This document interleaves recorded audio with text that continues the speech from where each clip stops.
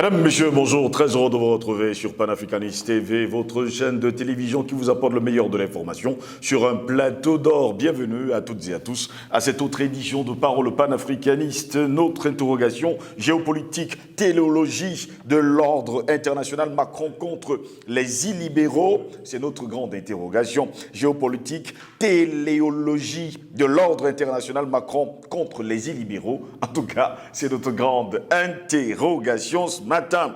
Le mercredi 24 août 2022 était jour de rentrée politique en France et Emmanuel Macron, fidèle à sa politique, est revenu sur un sujet brûlant qui a fait les choux gras de la presse et de l'opinion publique française. On se rappelle de ce que déjà en juin 2021, à l'issue d'un sommet européen où la loi hongroise contre la promotion de l'homosexualité auprès des mineurs avait provoqué un vif débat, Emmanuel Macron avait alerté sur le besoin de contrer la montée de l'illibéralisme en Europe sans pour autant tancer le champion de ce courant, le Premier ministre hongrois Viktor Orban. C'est une bataille culturelle, civilisationnelle que nous devons mener face au recul dans les esprits et les mentalités. Des sociétés en Hongrie, en Pologne et ailleurs avaient déclaré celui qui défend des valeurs hors normes et veut les appliquer à tous les pays du monde entier. Ce n'est pas un problème, Orban, c'est un problème plus profond, a-t-il longuement défendu, constatant une division Est-Ouest sur la question des valeurs européennes. On parle bien sûr de l'homosexualité. Mais qu'est-ce que Macron appelle les valeurs européennes? Si ce sont des valeurs européennes, pourquoi en faire la promotion hors d'Europe? Depuis son arrivée au pouvoir en 2010, Viktor Orban s'attelle à bâtir une démocratie illibérale, selon Emmanuel Macron, et pour les Européens, il s'est attaqué à l'indépendance de la justice, à la liberté de la presse et aux droits des minorités, récemment ceux de la communauté LGBTQIA+, une tendance qui touche aussi la Pologne depuis 2015. Mais selon Laurent Pech, professeur de droit européen à l'université de Middlesex à Londres, ce n'est pas une question civilisationnelle ou culturelle. Dire cela, c'est faire le jeu de Viktor Orban. On a là une dérive autoritaire qui utilise les questions sociétales pour se masquer et distraire les gens du démantèlement de l'État de droit et de la démocratie. Si on reprend justement ces mots précisément, commençons par la dérive autoritaire. Qui est autoritaire? Dérive autoritaire sur les questions sociétales. Qu'est-ce que l'Europe appelle les questions sociétales? Pour masquer et distraire les gens. Qui distrait justement les gens, mesdames, messieurs, et surtout dans le démantèlement de l'État de droit et surtout qui parle de démocratie. D'ailleurs, c'est quoi la démocratie? De retour de vacances donc, l'illibéralisme est revenu au devant de la scène et les illibéraux sont les ennemis de la Macronie et de son gouvernement. Macron ne dit pas la vérité aux Français. La fin de l'abondance n'est due que de manière périphérique au conflit en Ukraine et à la sécheresse. La vraie raison, c'est la perte de la mainmise sur l'Afrique, dite francophone, et la fin du pillage éhonté des ressources africaines irréversiblement. Là encore, Emmanuel Macron prend toujours la tangente. Voilà pourquoi nous nous interrogeons encore aujourd'hui. Géopolitique, téléologie de l'ordre international, Macron contre les illibéraux, c'est notre interrogation. Pour répondre à nos questions, nous sommes avec le président Badakani ce matin. Président Badakani, bonjour, bienvenue à vous. Bonjour mon cher Jocelyn, heureux d'être à vos côtés pour avancer dans le combat. Toujours. Voilà, nous avançons lentement mais sûrement et la victoire, on la voit se pointer à l'horizon. Et comme j'aime souvent le dire, eh bien nous sommes dans le temps du vieux prophète et du jeune prophète. Ben, Maintenant, qui a tort et qui a raison, nous sommes du côté des jeunes prophètes. Très heureux de vous avoir. Très belle image pour ceux qui ont une culture biblique. Voilà. J'espère qu'ils ont compris justement ce qu'il en est. Eh bien, Emmanuel Macron est contre l'illibéralisme, il est contre les illibéraux. Et il faut également préciser, président Badakani, depuis quelques semaines, Emmanuel Macron a déjà nommé un ambassadeur homosexuel du côté du Vatican et il veut justement des ambassadeurs homosexuels sur le continent africain. Et d'ailleurs, sa première ministre nous a dit clairement qu'en novembre prochain, tout sera mis en ordre pour cela. Et apparemment, toutes les personnes, commençant par l'Europe, qui sont contre l'homosexualité, on les appelle les illibéraux. Oui. Mais laissons les gros mots tranquilles. puisque nous parlons... C'est moi qui le dis. Puisque nous parlons à un public, ce qui suppose de la pédagogie. Quand vous parlez à un public, vous devez être pédagogue, vous assurer que la personne la plus invisible du public écoute ce que vous dites. Exactement. Voilà, donc, vous avez convoqué des notions de téléologie. Il faut un peu expliquer ça aux gens. Là, quand ça renvoie, c'est un mot grec, d'origine grecque. Ça renvoie à télos en grec, qui veut dire fin. Fin. Hein, fin. Et logos, n'est-ce pas? Logie, logos, discours. Donc, téléologie renvoie à un discours sur les finalités, sur les fins dernières, les fins dernières de l'humanité. Vous voyez, quand on explique ça à quelqu'un, on plante le décor. On plante le décor. Et il faut convoquer maintenant le libéralisme. C'est-à-dire que la question téléologique renvoie à la question de savoir les fins dernières de l'humanité. Oh, c'est une brûlante actualité, Jocelyn. C'est pour ça que nous on salue toujours votre génie en matière de journalisme pour formuler les thèmes comme ça. La question des fins dernières de l'humanité. Exact. Qui a vocation à dire le dernier mot sur les fins dernières de l'humanité. On va revenir à ça, sur ce que j'appelle, sur ce discours sur l'illibéralisme qui est convoqué par ces petits voyous. Donc, après, nous avons dit ça, il faut mettre sur la table la question du libéralisme. C'est quoi le libéralisme? Parce que si on est illibéral, c'est par rapport à un libéral. Oui. Qu'est-ce qu'un libéral? Un libéral, c'est quelqu'un qui est partisan de la non-intervention de l'État dans les affaires économiques. De manière fondamentale. C'est ça. Non, c'est-à-dire l'État n'a pas à se mêler, n'est-ce pas, des questions économiques. Bon, maintenant, ça s'est élargi au niveau politique. Que, bon, on va maintenant, en politique, c'est une doctrine qui soutient que l'État n'est pas une fin absolue en soi et que les citoyens doivent conserver une part d'autonomie qui n'est pas négociable face à l'État. Et ça l'amène dans ce qu'on appelle l'état de droit. C'est-à-dire l'état de droit est là pour garantir ça, cet espace d'autonomie, n'est-ce pas, qui ne peut pas se soumettre à l'État, qui ne fait pas allégeance à l'État. L'État doit s'arrêter là. La vie privée, le droit de la défense, le système judiciaire, qui doit être indépendant, l'indépendance de la justice, des notions comme celle-là, tout ça, c'est ça qu'on appelle, c'est ça que le corpus, n'est-ce pas, du libéralisme. Donc, quelqu'un qui est libéral, c'est un capitaliste, c'est-à-dire qu'à l'état pur, il croit que l'État n'a pas à intervenir dans, n'est-ce pas, l'activité économique. Et au plan politique, n'est-ce pas, c'est l'état de droit face à l'État. L'état de droit comme un moyen, un mécanisme, n'est-ce pas, judiciaire, on appelle ça le système judiciaire, qui permet de garantir des droits sacrés aux citoyens que l'État ne peut jamais remettre en cause. Bon, parlons de ça. Alors, si on parle de ce point de vue, d'abord, vous allez comprendre la vulgarité et l'inconsistance idéologique et théorique de celui que vous appelez M. Macron. C'est-à-dire qu'il parle il faut combattre l'illibéralisme. Voilà. L'illibéralisme, il faut combattre ça. Mais il se trompe de monde. On est dans quel monde? Il parle de quoi? Le Covid a démontré qu'il n'y a plus de libéralisme. C'est-à-dire qu'on a vu que c'est un État totalitaire, c'est un État nazi. L'État est nazi. Il crée des urgences pandémiques, il les fabrique, et à partir de là, il dissout les constitutions. Il les met à l'écart en convoquant ce qu'on appelait le conseil scientifique. Le conseil scientifique devient la constitution d'un pays. Et on constate que les conseillers scientifiques-là sont corrompus. Ils ont des conflits d'intérêts graves, n'est-ce pas, avec les fabricants de vaccins. Bref, avec les structures qui fabriquent les pandémies. Exactement. Pour faire un objet commercial. On vend les pandémies. Ça rapporte des milliards. Beaucoup d'argent. Donc, le cas de la France et ce qui s'est passé dans le monde entier est là. Partout, il y avait des conseils scientifiques. Et à partir des conseils scientifiques, on mettait de côté la Constitution. Et à partir de la mise entre parenthèses de la Constitution, on a liquidé les libertés, Jocelyn. Il parle de quoi? C'est quelqu'un qui comprend quoi l'idéologie, M. Macron. Il est inconsistant. Il convoque même des concepts, il ne les maîtrise même pas. Il ne maîtrise pas leur évolution. Vous comprenez ça? C'est-à-dire que, du point de vue politique, vous voyez comment, n'est-ce pas, Le libéralisme n'a plus de sens entre les mains de ses promoteurs. Exactement. Ou bien de ceux qui se déclarent comme tels. Vous voyez que c'est la question de la pandémie, n'est-ce pas? Comment on fabrique une pandémie, n'est-ce pas? On crée une pandémie, on vend ça. Et on crée un conseil scientifique qui fait tout sauf la science, parce qu'elle est incapable de répondre elle gère les désaccords scientifiques par la violence d'État. C'est-à-dire que le conseil scientifique gère les désaccords scientifiques qui l'opposent à d'autres scientifiques reconnus par la violence d'État.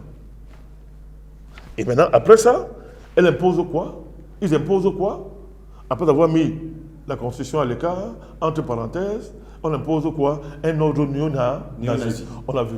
On dit les checkpoints, les passes sanitaires, tout le système administratif nazi est repris en compte, n'est-ce pas, par un État prétendument libéral. Libéral. La parenthèse du coronavirus démontre que M. Macron, aujourd'hui, il ne sait pas de quoi il parle. Et ça n'a pas commencé avec le coronavirus. Cette dérive-là a commencé déjà en rendant le capitalisme sacré. C'est quelque chose d'immaculé. Le capitalisme est devenu un bien sacré. On ne touche pas à ça. C'est un dogme, c'est plus que la table de loi. On ne met pas en cause les principes capitalistes. C'est la pensée unique, la pensée unique. Regardez l'évolution des pays occidentaux après la chute du mur de Berlin, à la fin de la guerre froide. C'est quoi ça? Et ça, on est encore en libéralisme, même sur le plan politique. Du tout. Alors, tout un système a été mis en place pour imposer, pour sacraliser les dogmes libéraux, les sacraliser, anéantir le débat. Anéantir le débat. Les libertés syndicales, les libertés collectives comme les libertés syndicales ont été carrément liquidées, n'est-ce pas? Ont été liquidées et on a imposé un système socio-économique et socio-politique qui considère que les travailleurs, les êtres humains ne valent rien par rapport à la sécurisation du capital, à la sécurisation du profit. Le profit est devenu fou. C'est-à-dire que se sont envolés, sont devenus fous. On gagne tellement d'argent, et la condition pour gagner de l'argent, c'est de cantonner des millions d'êtres humains dans l'infra-humanité. C'est quel libéralisme ça? C'est quoi? On parle de quoi? Vous voyez qu'il ne sait pas de quoi est-ce qu'il parle. Maintenant, revenons au niveau économique. Bon, on est obligé maintenant de faire des cours d'économie politique à ceux... Est-ce qu'il va même comprendre, ce type-là? Il va comprendre. Mais qui parle encore des choses comme ça? La non-intervention de l'État dans l'économie. Ça fait rire. Toute la science, toute l'économie politique depuis le 19e siècle jusqu'aujourd'hui démontre qu'il n'y a pas de capitalisme sans l'État. L'État et le capitalisme sont comme deux frères jumeaux.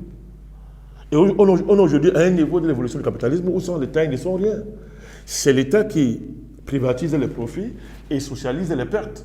C'est tout ça. C'est la leçon des crises, des différentes crises qui ont traversé le monde depuis 2008.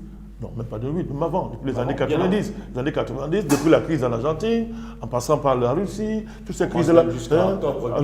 Toutes ces crises-là, n'est-ce pas, on a vu comment ça s'est réglé. C'est-à-dire que les gens inventent une crise, les multinationales créent une bulle financière, ils la font exploser quand ils sentent que bon, ce n'est plus très rentable, et ils privatisent les profits, on met dans les poches, et on socialise les pertes par la planche à billets. Mais la planche à billets, c'est quoi? Ce n'est pas l'intervention de l'État dans l'économie? C'est justement ça. Vous voulez prendre seulement que cet aspect-là?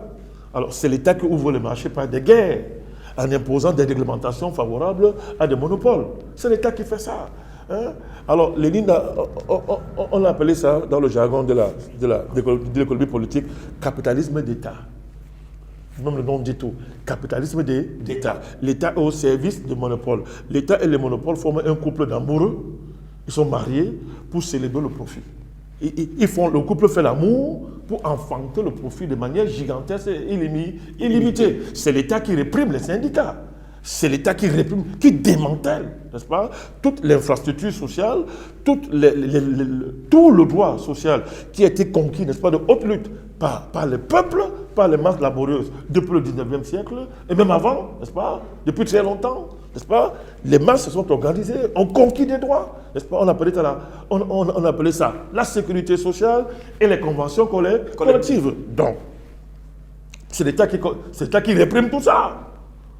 Vous voyez, ça s'appelle, c'est un discours idéologique, c'est un bavard qui bavard, il ne sait même pas de quoi est-ce qu'il parle. Donc vous voyez, monsieur, mon cher gosse, à partir même des fondamentaux du libéralisme, n'est-ce pas? Nous démontrons là maintenant qu'il ne sait pas de quoi il parle. Ce n'est pas son niveau, il est perdu. Finalement, il est hors sujet. Non, il ne sait même pas de quoi il parle. Il ne peut même pas traiter le sujet. Il est inconsistant. Nous démontrons tout celui-là. Quand vous convoquez les notions de libéralisme, bon, à partir du moment où il ne comprend pas le libéralisme, il dénonce quoi? Qui donc qualifie-t-il d'illibéraux? Les illibéraux là, lui, il est quoi pour les qualifier d'illibéraux? Parce qu'il ne sait même pas de quoi il parle. Il ne sait pas de quoi il parle. Donc, alors, la vérité c'est quoi? C'est que les illibéraux, ça masque la démarche, c'est le mondialisme, un point, un trait. Est qualifié d'illibéraux tous ceux qui sont anti-mondialistes, tous ceux qui refusent de se soumettre à cet ordre, à cet ordre-là, qui veut imposer un gouvernement mondial, n'est-ce pas?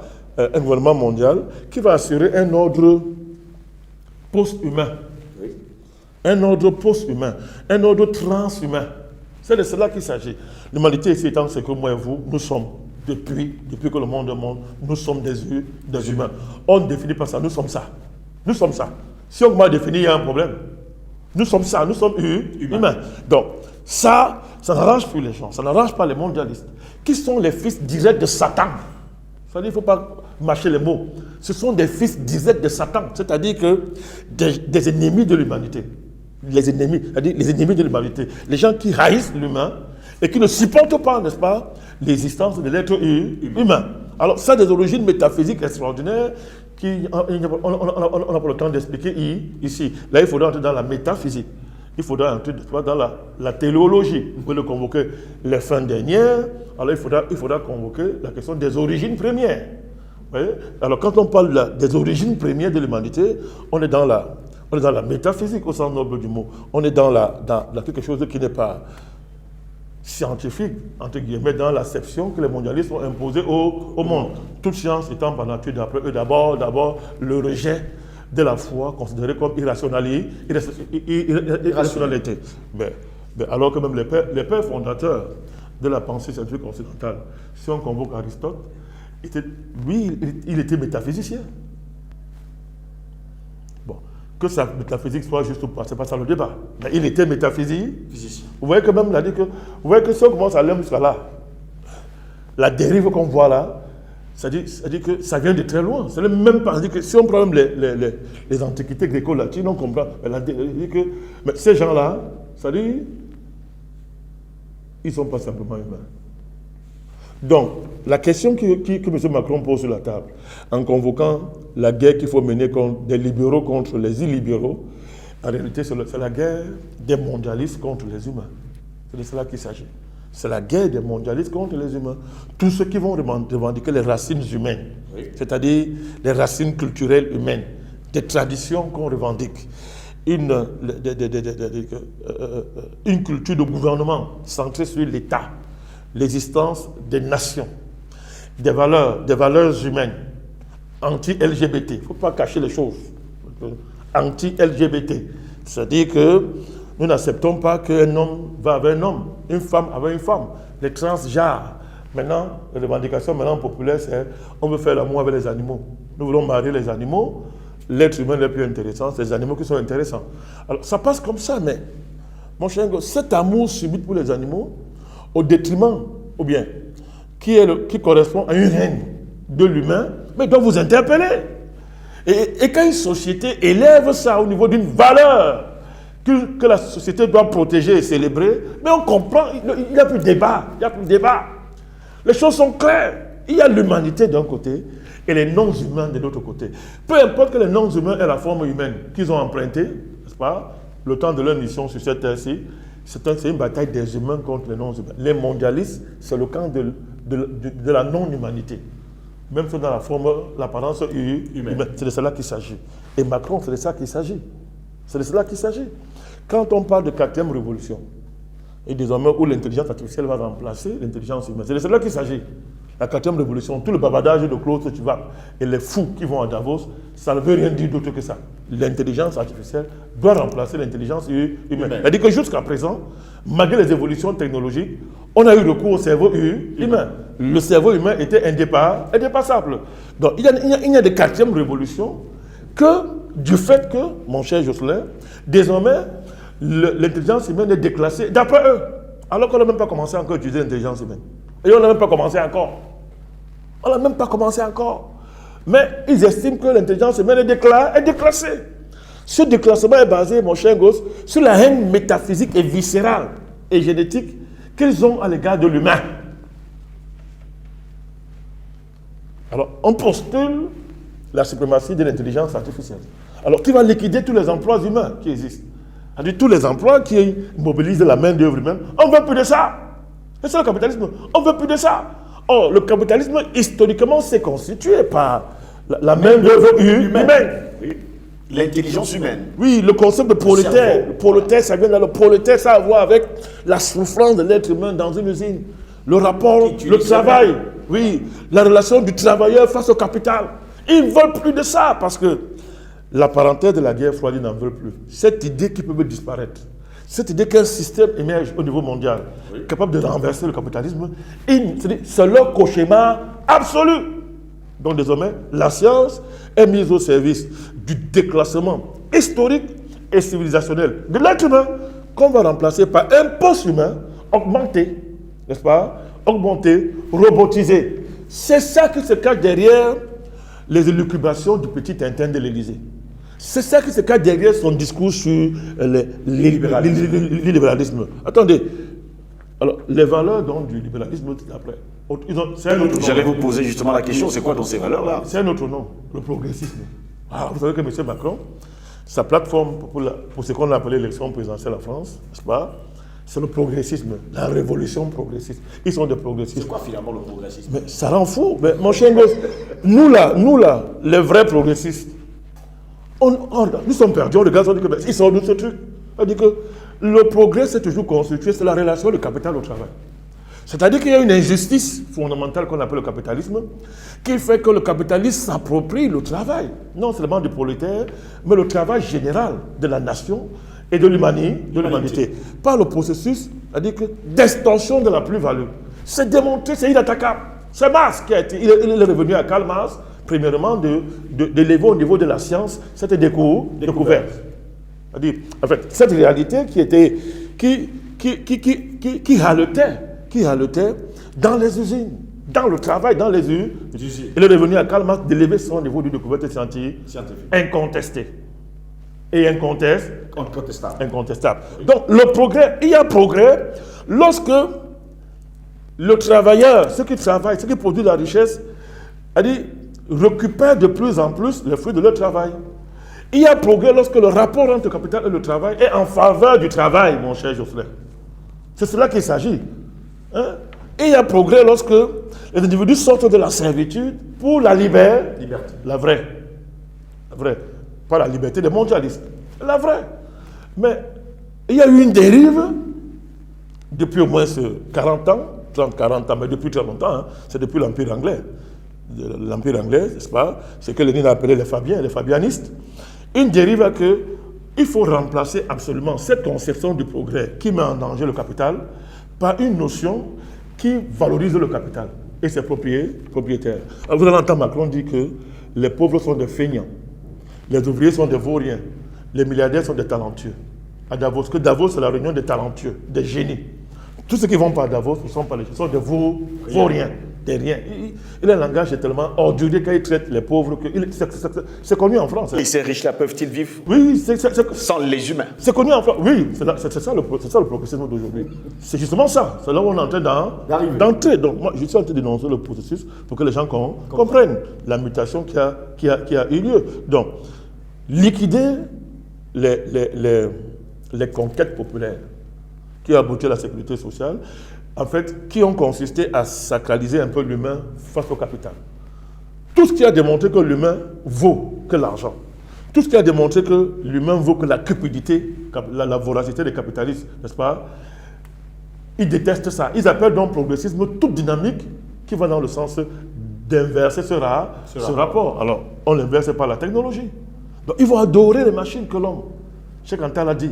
Et la science occidentale, c'est élever la machine rendre la machine supérieure à l'homme, au détriment de l'homme. Donc, ce processus technologique, n'est-ce pas, culmine aujourd'hui dans la 4e révolution industrielle qu'ils appellent de tout leur vœu, culmine dans l'amour de la planète au détriment de l'humain.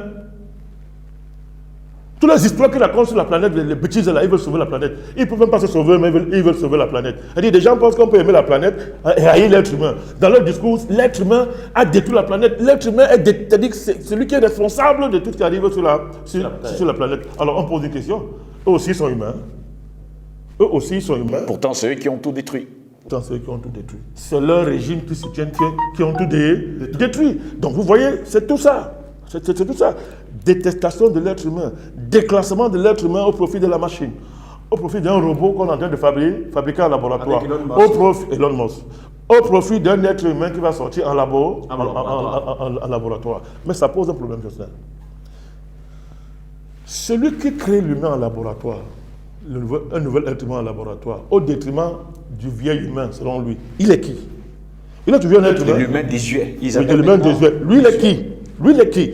Par quel processus, lui, il devient un être supérieur, humain en apparence, mais qui choisit de créer dans le laboratoire un être humain nouveau, supérieur à un être humain désuet, qu'il faut éliminer. Comme par hasard, ils sont des milliards à éliminer. Il y a un débat très sérieux là sur la nature humaine. Être homme, c'est seulement avoir la forme humaine. C'est un débat. Je réponds au progressisme. Parce que la question centrale qui va nous opposer au progressisme, au libéralisme des gens comme Macron, c'est la question de qui est être humain et qui ne l'est pas. La question fondamentale est celle-là. On peut être humain et détester son semblable jusqu'à ce niveau. Lui préférer l'animal, lui préférer la machine. Donc c'est pas possible, mon cher gosse. Si je n'ai plus de sensations, si je n'ai plus d'émotions quand je te vois, est-ce que je suis encore humain? Qu'est-ce qui s'est passé pour que je perde ça? C'est la question centrale des deux progressismes qui s'affrontent. Le progressisme que nous on défend, c'est un progressisme humain. La production, le travail, la production, la richesse, c'est au service des humains. La valeur suprême, c'est l'homme. La téléologie, les fins dernières. La valeur suprême, c'est l'homme.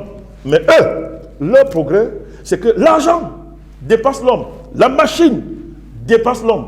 L'homme tel qu'on l'a connu historiquement est devenu une calamité. Il détruit le monde. Il faut le balayer de la terre. Et il faut le transformer par la magie du numérique, par la magie digitale, par la magie informatique, pour désormais le contrôler à travers des programmes. Il devient un programme qu'on peut contrôler. Parce qu'il est trop dangereux. Libre, il est trop dangereux. Il va polluer la planète, il va faire n'importe quoi et tout et tout. Deuxième différence fondamentale, la question des LGBT. Droit des minorités. Oui. Mais c'est qui la minorité? C'est la véritable interrogation. Qui est minorité? C'est quoi la minorité? Il y a d'abord une négation de ce qu'on appelle droit de l'homme en la matière. Parce que le droit de l'homme tel que nous l'avons connu, tel qu'il a été formulé historiquement par eux, leur conception par le droit de l'homme, c'est nous qui avons inventé ça en Afrique. C'est nous. Depuis l'Égypte antique, depuis les chartes mandingues et tout, c'est nous qui avons inventé le droit de l'homme. Jamais on n'a pensé la faire là comme eux, ils sont en train de penser. Eux, ils pensent. Ils pensent plus au droit de l'homme. Président, maintenant, c'est les nouveaux droits de l'homme. Mais disons simplement que oui, disons que si on prend la Révolution française, le siècle, ce qu'ils appellent le siècle des Lumières, mais qui est en vérité le siècle des ténèbres, les droits de l'homme, quand même, c'était basé sur l'être humain tel que moi et vous, on l'a connu. Oui. Vous comprenez? Mais aujourd'hui, là, à partir du moment où on dissout cet être humain dans le transgenre, il est dissous. On ne sait pas quand tu es femme. On ne sait pas quand tu es homme. Quand tu es homme, on ne sait plus.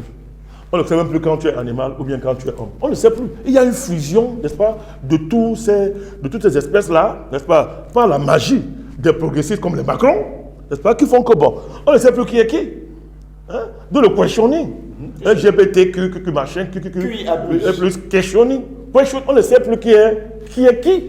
Donc, ce n'est plus donc, à partir de ce moment-là, ce ne sont plus les droits de l'homme. D'où le concept le nouveau droit de l'homme. Mais par quelle magie on est passé les droits de l'homme au nouveau droit de l'homme?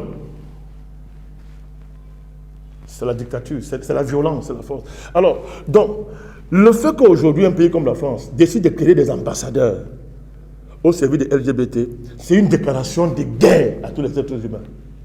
Et je suis désolé, les États africains ont voulu différer ces débats. Parce qu'ils veulent traiter avec les Occidentaux, ils veulent garder leurs liens historiques. Ils ne vont que différer. Mais leur arrivée, on va plus différer. C'est fini.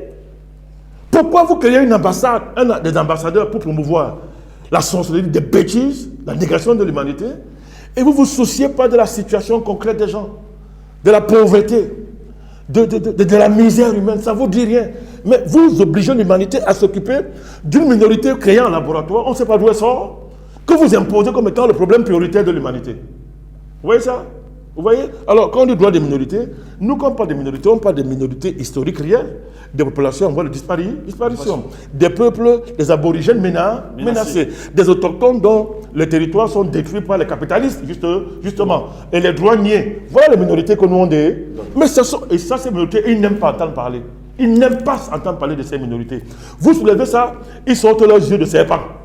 C'est qu'ils sont d'ailleurs. Mais maintenant, on déclare ces minorités pour dire que non. Le problème central de l'humanité, ce sont s'occuper des transgenres, des gens qui ont des fantasmes bizarres, qui veulent aller coucher avec les animaux. Que voilà le problème que nous préoccuper, moi et vous.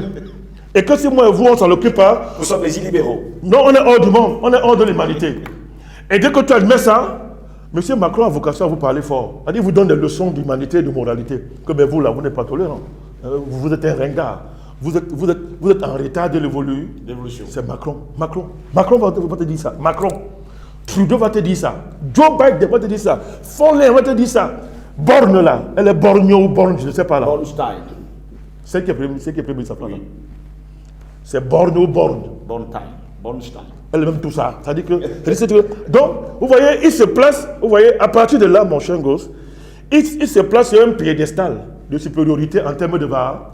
Pourtant, ils sont la chose la plus impure que l'humanité ait connue. Ils sont la chose la plus abjecte que l'humanité ait connue. Donc, les États africains qui diffèrent ces combats vont être rattrapés et on verra, l'heure de vérité est venue, on verra qui est réellement africain et qui ne l'est pas. Il ne s'agit pas de brandir les drapeaux folkloriques pour dire qu'on est africain. Le vol, maintenant, il va commencer là.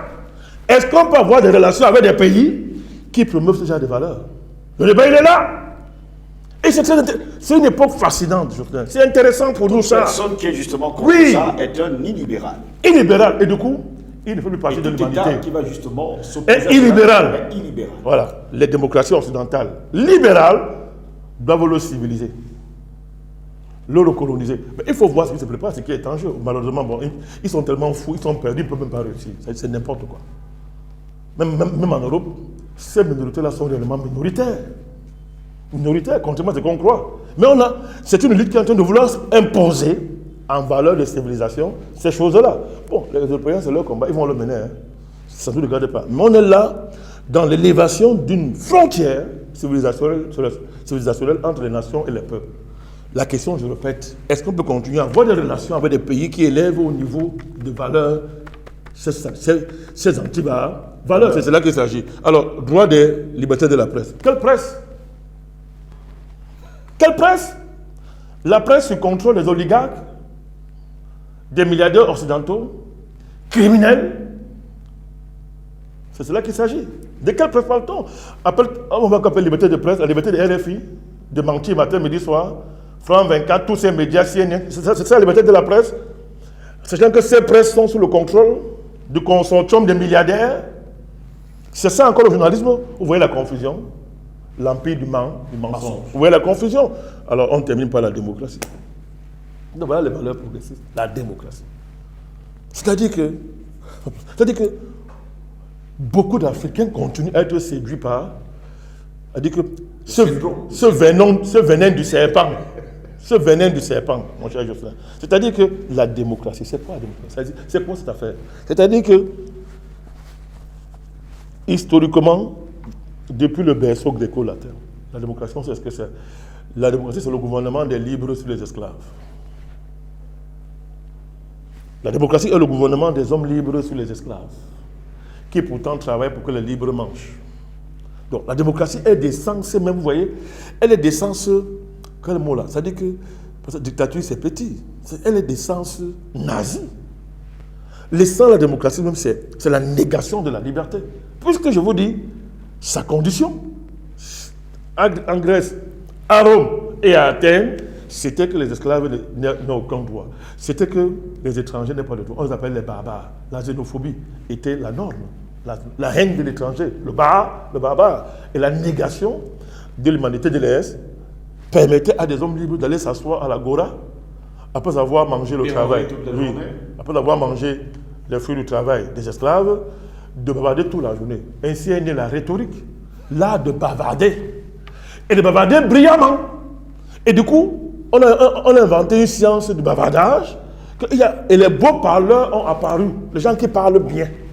Ils parlent bien à longueur de jour. De journée.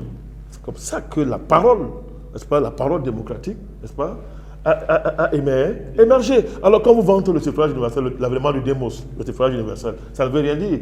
C'était le suffrage universel des hommes libres toujours, le démos, c'est-à-dire les vrais votants. Les vrais votants.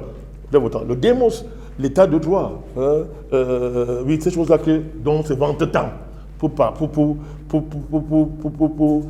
élever l'Occident au niveau d'un régime Supérieur. Tout ça, mon cher gosse, depuis Athènes, en passant par Rome, jusqu'à aujourd'hui, vous allez voir que la condition a été l'esclavage. L'esclavage ne s'est jamais arrêté. Quelle est des formes différentes pour c'est l'esclavage? Vous allez voir, la condition a été les guerres, la négation de l'humanité des autres, de ceux qui n'étaient pas considérés comme les hommes libres. Autrement dit, les élites là que vous voyez aujourd'hui là, les élites mondialistes qui se considèrent aujourd'hui comme les seuls hommes libres de la planète, qui ont un droit de vie ou de mort sur nous. Voilà pourquoi nous on dit que Athènes, Rome sont devant nous aujourd'hui. Sont d'une brûlante actualité. Nous sommes dans un remake de Rome, d'Athènes, n'est-ce pas, en plein 21e siècle, où des hommes autoproclamés hommes libres considèrent que nous sommes les esclaves, parce que nous ne sommes pas progressistes, parce que nous sommes contre leurs antivaleurs, et ils ont droit de vie et de mort sur nous, au nom de la démocratie. Au nom de la démocratie. Mais Athènes était tombée, Rome également. Ne l'oublions pas. Excellente prophétie. Merci à vous, président Madakali, d'avoir été de l'autre ce matin. C'est moi qui vous remercie, monsieur. Mesdames, messieurs, au plaisir de vous retrouver très prochainement. Restez sur notre page, pour ne pas dire nos pages. Facebook, YouTube, Instagram, TikTok. Nous sommes là tous les jours de lundi à dimanche, 24h sur 24. Vous avez des infos sur nos pages. Bonne journée à toutes et à tous.